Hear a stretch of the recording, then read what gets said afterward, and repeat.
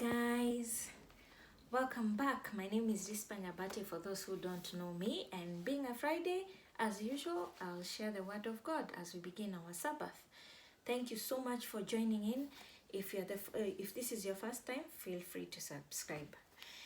So today I'm going to share from the book of Esther. It's about the story of Esther, King Success, Haman, and Mordecai. Those are the very common names that will be mentioned, but there's a lot to be learned. As we remember, the story of Esther begins with King Success and the Queen Vashti. And unfortunately, because of the act of disobedience from Queen Vashti, she was demoted from being the queen, and then that's how Esther came in. When Esther came, she came with her uncle. Was it uncle, cousin? Mordecai. But Mordecai never used to live in the palace. He lived outside of the palace. It is only Esther who lived in the palace with, of course, the king.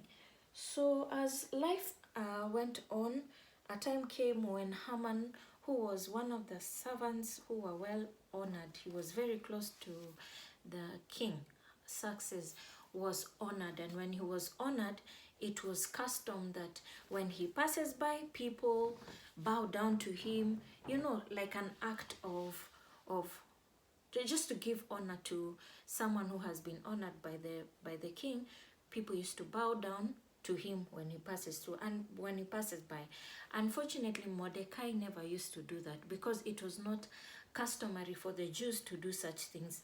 The Jews had their own customs. They were brought up differently. Their beliefs were different. So there are some things they never used to do.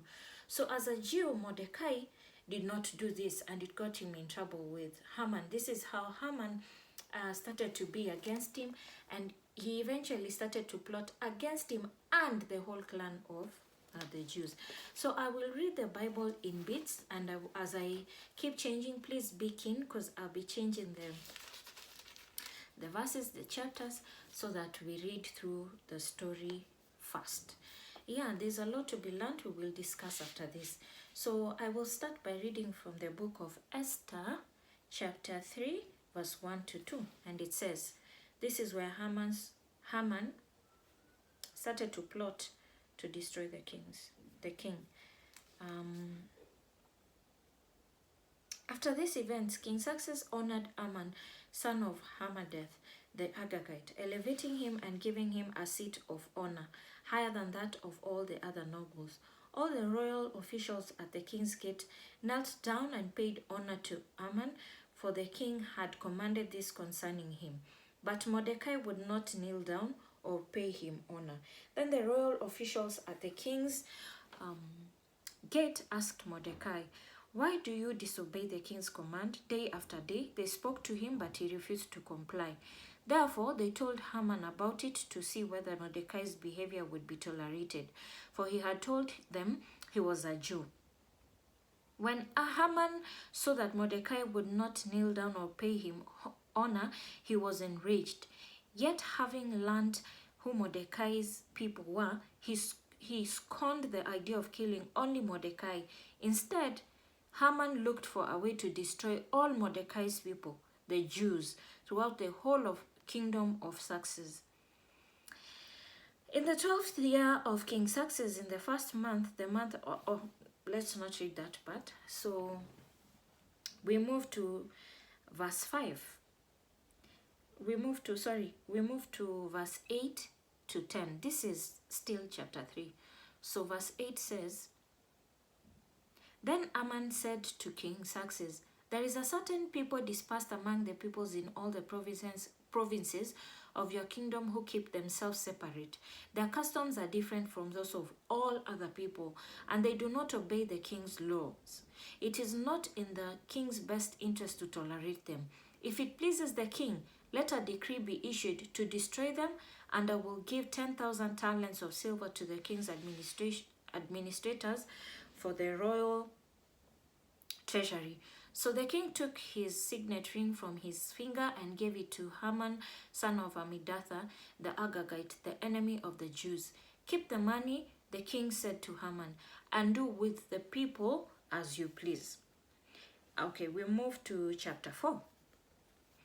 Chapter 4, verse 1, it says, When Mordecai learned of all that had been done, he tore his clothes.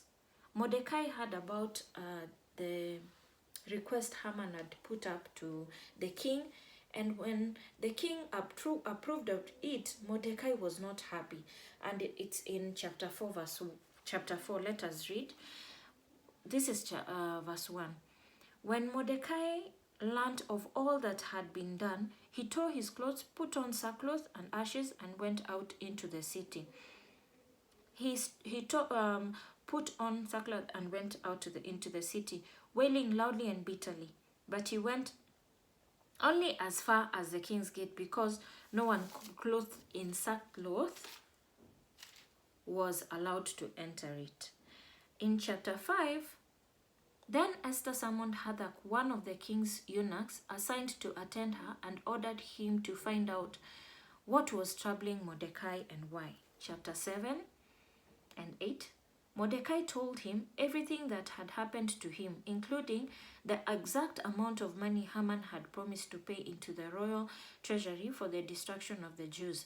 He also gave him a copy of the text of the edict for the annihilation, which had been published in Susa, to show to Esther and explain it to her, and he told him to instruct her to go into the king's presence to beg for mercy and plead with him for her people.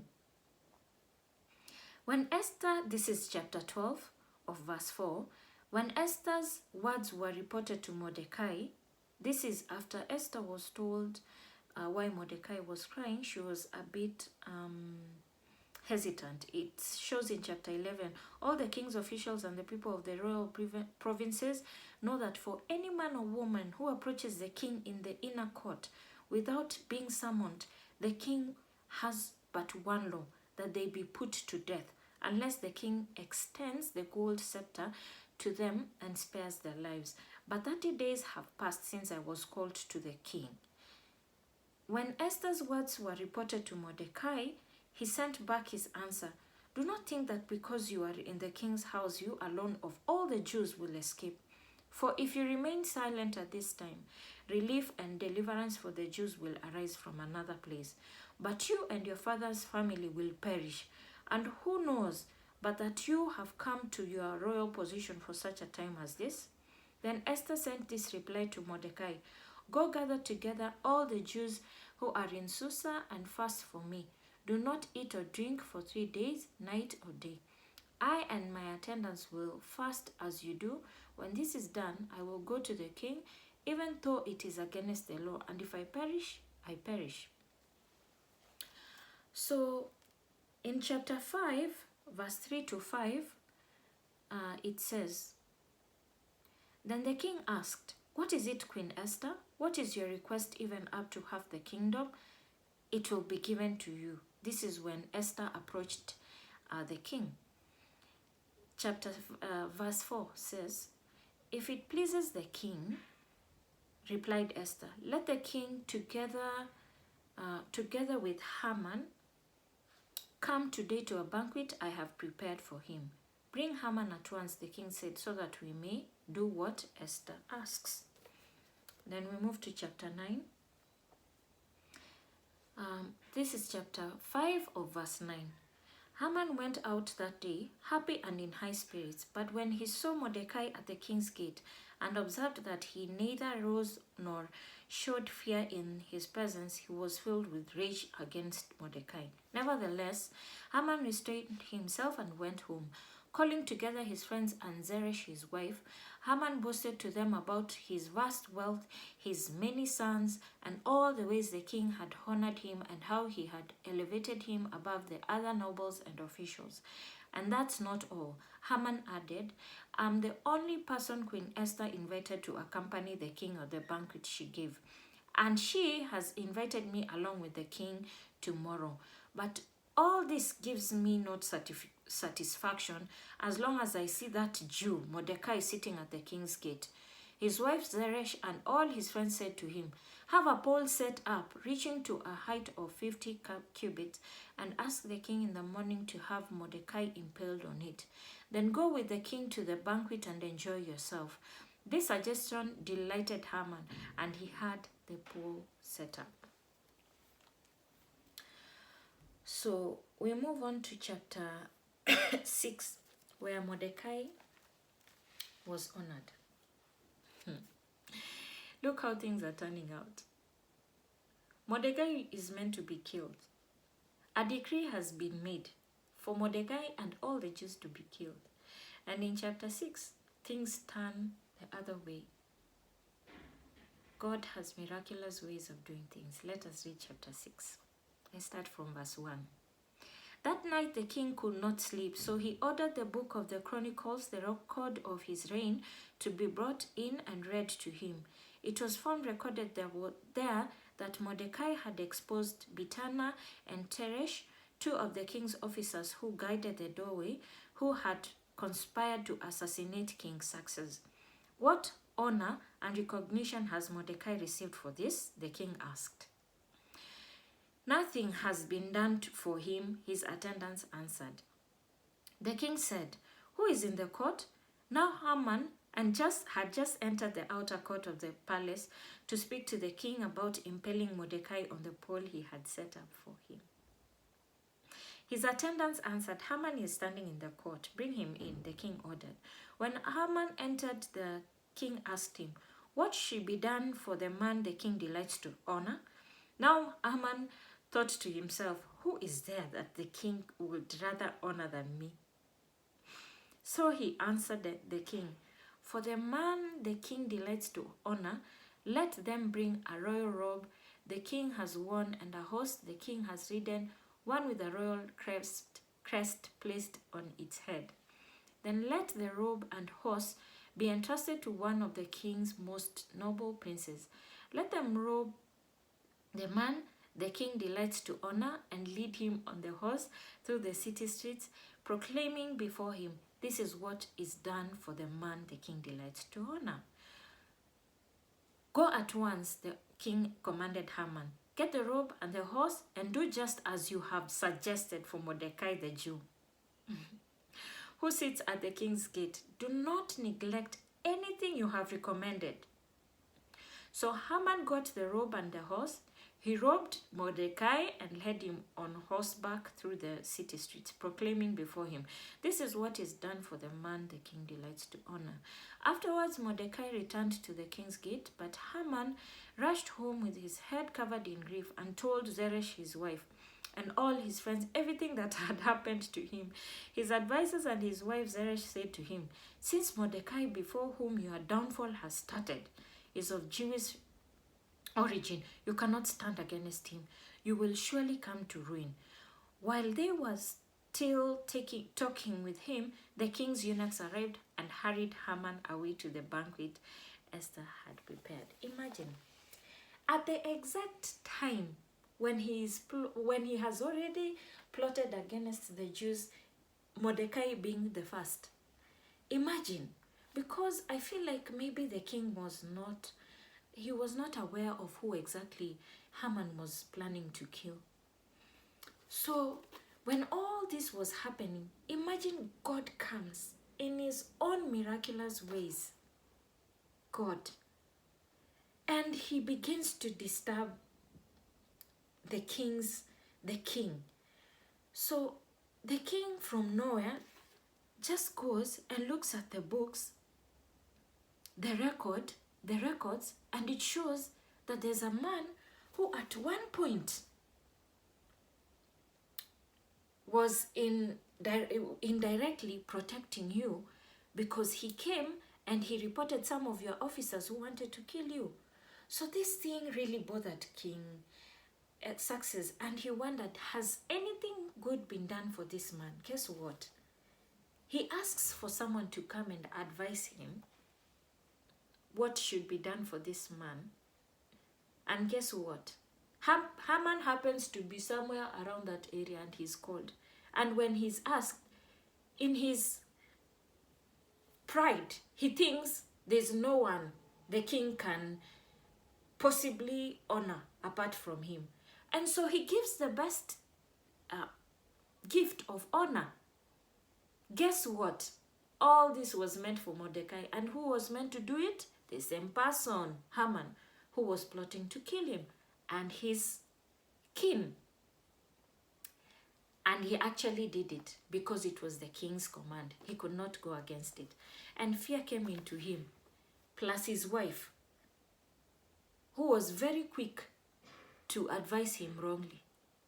They feared and they warned him that something bad was about to happen. His downfall was coming. And unfortunately, before he planned himself, he was called and prepared very fast to go for the banquet which Esther had prepared for the king, who had in turn again invited Haman. Imagine.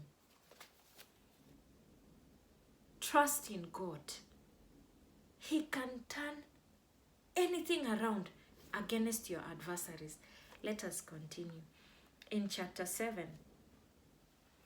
So the king and Haman went to Queen Esther's banquet, and as they were drinking wine on the second day, the king again asked, Queen Esther, what is your petition? It will be given to you. It will be given you. What is your request? Even up to half the kingdom, it will be granted. Then Queen Esther answered, if I have found favor with you, your majesty, and if it pleases you, grant me my life. This is my petition. And spare my people. This is my request. For I and my people have been sold to be destroyed, killed and annihilated. If we had merely been sold as male and female slaves, I would have kept quiet, because no such distress would justify disturbing the king. King Xerxes asked Queen Esther, who is he? Where is he, the man who has dared to do such a thing? Esther said, an adversary and an enemy, this vile Haman. Then Haman was terrified before the king and queen. The king got up in a rage, left his wine and went out into the palace garden. But Haman, realizing that the king had already decided his fate, stayed behind to beg Queen Esther for his life. Just as the king returned from the palace garden to the banqueting hall, Haman was falling on the couch where Esther was reclining. The king exclaimed, will he even molest the queen while she is with me in the house? As soon as the word left the king's mouth, they covered Haman's face. Then Harbona, one of the eunuchs attending the king, said, a pole reaching to a height of 50 cubits stands by Haman's house. He had set it up for Mordecai, who spoke up to help the king. The king said, impale him on it. So they impaled Haman on the pole he had set up for Mordecai. Then the king's fury subsided. If you have a chance to forgive, if you have a chance to set aside your pride, please do so. If you have ill motives within you, be careful who you are plotting against. You never know what kind of prayers people make. We are all children of God. Any evil thing you plot against another person, it could easily turn against you in a very bad way. Look, Haman, he had even put up a pole where Mordecai will be killed. Little did he know that everything will turn against him and he would end up being killed on the same pole. Please, if you have any ill motive, think twice. Do not touch the children of God who pray, fast, and seek God day in, day out. Be very careful. God hears the cries of his children. You will be surprised. That very thing that you're plotting against the children of God will turn against you so badly, and it will even lead to death. Not just any punishment, death. Because you are plotting death upon them, you will also feel the wrath of death. It will turn against you. So anyway, in chapter 8, verse 3 to 5, Esther again pleaded with the king, falling at his feet and weeping. She begged him to put an end to the evil plan of Haman the Agagite, which he had devised against the Jews. Then the king extended the gold scepter to Esther, and she arose and stood before him. If it pleases the king, she said, and if he regards me with favor and thinks it the right thing to do, and if he is pleased with me, let an order be written overruling the dispatches that Haman, son of Hammedatha the Agagite, devised and wrote to destroy the Jews in all the king's provinces. For how can I bear to see a disaster fall on my people? How can I bear to see the destruction of my family? King Xerxes replied to Queen Esther and to Mordecai the Jew, because Haman attacked the Jews, I have given his estate to Esther, and they have impaled him on the pole he set up. Now, write another decree in the king's name on behalf of the Jews, as seems best to you, and seal it with the king's signet ring. For no document written in the king's name and sealed with his ring can be revoked. It did not end there. Sometimes when I think of God, I enter rest. I stand still. I stand strong, and I wait for him to fight. When Esther reached out to the king and pleaded again for her people and said to the king, please, king, I cannot stand here and watch my people being killed. I cannot watch this disaster. Haman had plotted against them. He had plotted to kill them all. Guess what? The king hands over everything that belonged to Haman to Mordecai and Esther. And he gives them the golden ring, which I guess at the time was very important, because when a decree is made, I think that is what was used to seal the decree. And once it's done, that is it. The king not only handed over his properties and everything to Esther and Mordecai, he also gave them the right to change that decree to whichever decree they wanted to change. They had been given the right to protect their people by putting up a decree and overturning what Haman had already passed. Watch how God fights. He not only stops at where he kills your adversary and destroys him and, deals with him forever. He even gives properties on top of that and gives you the ability to choose. God is a faithful God. God is so loving. He even gives them the right to overturn the decree and write a new decree. Write a new story. He puts you as the leader. Where that leader who wanted to kill you was standing, he puts you to stand there. Look how God works in miraculous ways. And imagine all these things happen right after Esther takes over as queen. If Esther was not the queen, what would have possibly happened?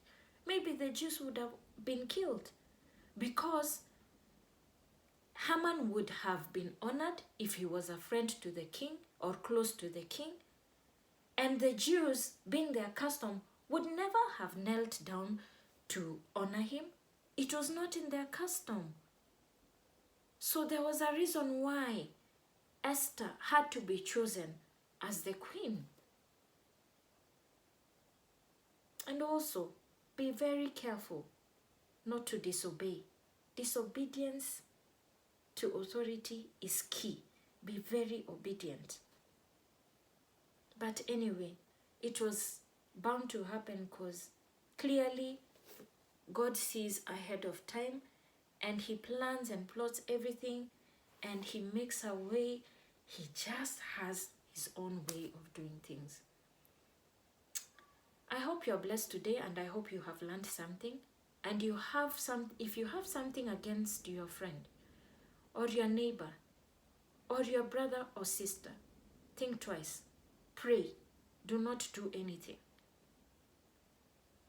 Love is very important. It overcomes darkness. Be loving and kind. Have some humility. Do not let pride get into the way of your happiness or even your life. Look what happened to Haman. Let it not happen to you. And for the rest of you who are being faced by challenges, the adversary is fighting you so hard. Put your trust in God. He has his own way of planning our life. And best believe everything will happen according to God's will. It does not matter what the devil plans against you, because he uses people to plot against you. It does not matter. As long as you trust in God and believe in God, God will show up, and for sure he will show off. And he does not fight his battles in a calm way. He fights and completes the job. And you will find peace, joy, and happiness. That is what happens to the people of God, the children of God. He never lets you go. And he is touched by the feelings of your infirmity. When you're feeling that pain and you're crying to him and you're reaching out to him by faith, he listens and he hears your cry, and he will answer in due time. And I believe it will happen to me and my whole family as well, even in time when we are facing an adversary. It is well, and it will be well with you in the mighty name of Jesus. Happy Sabbath. And oh, by the way, today I'm using natural light. This is not easy in Limuru, but today it has happened, and I'm always glad to see such things happening, because shooting YouTube videos, it's very important. Natural lighting, very important. Anyway, all in all, it will happen and we will grow. For those who have not subscribed, please feel free to subscribe, and God will bless you. Again, happy Sabbath. I love you, and God loves you even more. Bye.